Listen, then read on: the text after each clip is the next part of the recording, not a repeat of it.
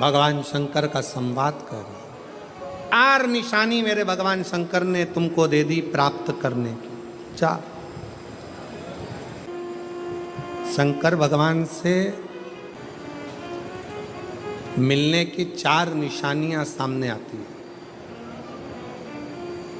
जब आप शिव महापुराण की कथा सुनते रहते हो, शिव जी के मंदिर जाते, 1 लोटा जल चढ़ाते, शंकर का भजन करते करते साल निकलते चले गए। साल। 4 निशानी मेरे भगवान शंकर ने तुमको दे दी प्राप्त करने की। 4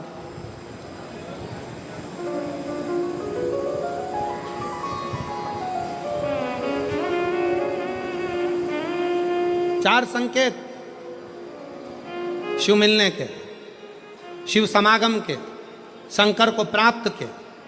पहला संकेत भगवान शंकर देते हैं अपने भक्त को, जो भगवान शिव की कथा को निरंतर सुनता रहता है, शिवालय जाता रहता है, 1 लोटा जल चढ़ाता रहता है, शिव को भजता रहता है, श्री शिवाय नमस्तुभ्यम कहता रहता है। उसको पहला संकेत भगवान शंकर देते हैं अपने मिलन का, उसको स्वप्न में दर्शन देते हैं। जब भगवान शंकर का दर्शन बार बार स्वप्न में होने लगे, समझ लेना कि तुमने पहली परीक्षा पास कर ली, तुम दूसरी क्लास में पहुंच रहे। दूसरी क्लास। शिव जी से मिलने के 4 संकेत मेरे भगवान शंकर दे देते। पहला संकेत कौन सा है? जम के उत्तर दो। शंकर भगवान जम के बोलो। काय में आने लगे? सपने। और रात शाम, वो कहते ना, रात शाम सपने में आए। वो कहते रात शिव सपने में आए, बोले मेरे सपने में आए। और गंगा बहा गए, गंगा बहा गए। भगवान शिव जब स्वप्न में दिखने लगे, स्वप्न में आने लगे, स्वप्न में दिखने लगे, समझ लेना तुम्हारी पहली परीक्षा पास हो गई और तुम आगे बढ़ गए। आगे। अब शिव तुम्हारे करीब में आ रहे हैं। दूसरा संकेत भगवान शंकर देते हैं शिव महापुराण की कथा सुनने वालों को। पहला संकेत शिव जी ने दिया, अगर शंकर सपने में आए समझ लेना शिव जल्दी मिलने वाले हैं। दूसरा संकेत, जिस शिवलिंग की तुम घर में पूजन करते हो, जिस शिवलिंग के मंदिर में पूजन करते हो, मान लो वो शिवलिंग कभी तुमको उसमें शंकर का प्रतिबिंब दिखने लगे, कभी तुम्हें ऐसा लगे कि कोई मुझे झांक रहा है, कभी तुम्हें ऐसे लगे कि मंदिर में और कोई भी है, तुम्हें कभी लगने लगे कि ये शंकर का शिवलिंग हिल रहा है, कभी तुम्हें लगे तुम्हारे घर में रखा हुआ शंकर का शिवलिंग कोई मनुष्य की आकृति जैसा दिख रहा है, कभी तुमने लगने लगे कि जिस मंदिर में मैं जाती हूँ वहाँ का शंकर का शिवलिंग ऐसा लग रहा है कि मंदिर में और भी लोग बैठे हैं। तुम मंदिर से निकल रही थी, पीछे से कोई की आवाज़ आई, तुमने पलट कर देखा कोई नहीं, तुम्हें लगने लगे, समझ लेना कि तुमने शिव पुराण की दूसरी परीक्षा पास कर ली। शंकर तुम्हारे करीब में आने चालू, शिव तुम्हारे करीब में आ रहे हैं, करीब। और शिव महापुराण की तीसरी परीक्षा, शंकर संकेत देते हैं मिलन का संकेत। पहला संकेत स्वप्न, दूसरा संकेत अपने इष्ट मूर्ति का हलचल, और तीसरा संकेत जब आप कुछ सोचो और वैसा की वैसा ही तुम्हारे साथ 2 दिन या 5 दिन में हो जाए, समझ लेना कि तीसरा संकेत दे दिया, मतलब शंकर अब तुरंत मिलने वाले हैं। तुमने सोचा, अपने बेटे से कहा, देख बेटा मत कर ऐसा, ऐसा करेगा तो उसके साथ ऐसा हो जाएगा। बेटी मुझे लग रहा है कि ये काम गलत है, बेटा तू ऐसा कर ले, ऐसा हो जाएगा। संकेत तुम्हें मिलने लगे और तुम्हारी विवेक, तुम्हारा एंटीना, तुम्हारी बुद्धि, तुम्हारा चित्त प्रबल हो जाए, समझ लेना कि शिव मिलने वाला। संकेत शिव। तीसरे नंबर का संकेत भगवान शंकर देते हैं, जब आप शंकर के मंदिर में जाकर बैठो या अपने पूजन के स्थल पर जाकर बैठो और शंकर जी से आप बात कर रहे हो और उसका जवाब शिव देना प्रारंभ कर दें, संकेत में देना चालू कर दे, समझ लो शिव मिलने वाला। चौथा संकेत, अब चतुर्थ नंबर का संकेत, और ये संकेत नहीं, ये शिव का मिलना है। जब ये 3 परीक्षा पास हो जाती है तो चौथे नंबर की परीक्षा पास करने की जरूरत नहीं पड़ती है।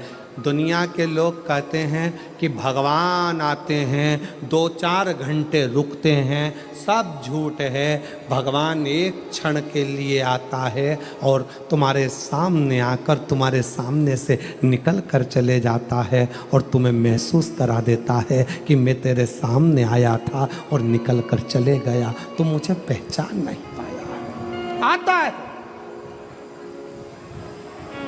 आए।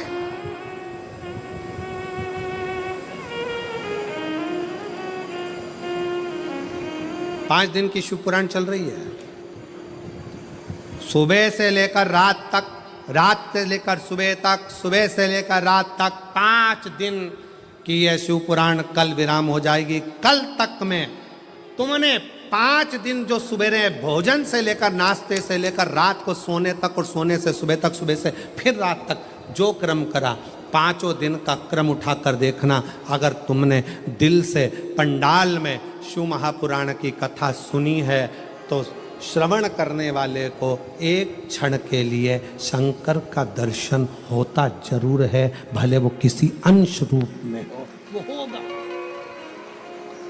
प्राप्त हो। क्यों?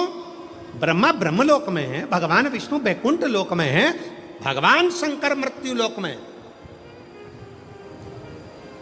ये मृत्यु लोक मेरे देव अधिदेव महादेव का है, शिव का,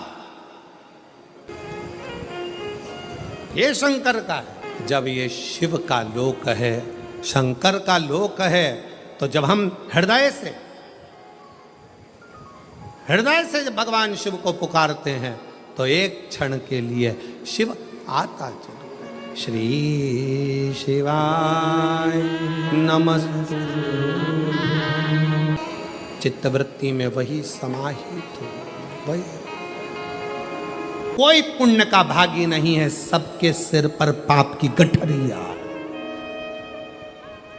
पार्वती अमरनाथ की गुफा में भगवान शंकर कहते हैं, संसार सागर में कलयुग में आपका जन्म हुआ है तो मस्तक पर पाप की गठरिया भरी पड़ी है। कोई तुमसे कहे कि हमारा श्राप लग जाएगा, बद्दुआ लग जाएगी, ये लग जाएगा, वो लग जाएगा, दुनिया के लोग तुम्हें डराएंगे, धमकाएंगे, डरने की जरूरत नहीं है। संसार सागर में कोई दूध का धुला हुआ नहीं है। शिव पार्वती से कहते हैं संसार में वही श्रेष्ठ है जो शिव की आराधना में डूबा है और शंकर के मंत्र का स्मरण कर रहा है। पाप सबके माथे पर है। 4 स्थान पर हर व्यक्ति से पाप होता है।